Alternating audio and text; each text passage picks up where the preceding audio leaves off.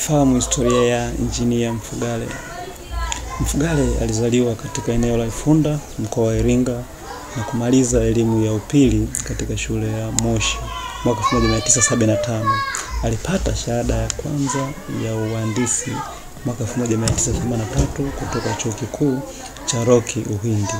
Alipili kwenye Chuo Kikuu cha Uingereza mwaka 1995, ambapo mwaka 2003 alipokea tuzo ya bodi ya uandishi nchini Tanzania, na ikafuatiwa mwaka 2018 alipokea tuzo nyingine iliyoitwa Engineering Excellence Patrick Mfugale, aliyotengeneza mfumo wa usimamizi madaraja uitwao Bridge Management System. Pia yafuatayo ni baadhi ya madaraja aliyotengeneza Injinia Mfugale: daraja la Mkapa kwenye mto Rufiji, daraja la Rusumo mkoani Mara, daraja la Kikwete kwenye mto Malagarasi, daraja la Nyerere Kigamboni.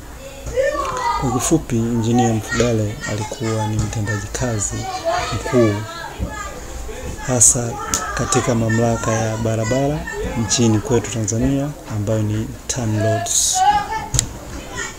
Asante kwa kutusikiliza. Tafadhali usisahau kulike, kucomment na kusubscribe.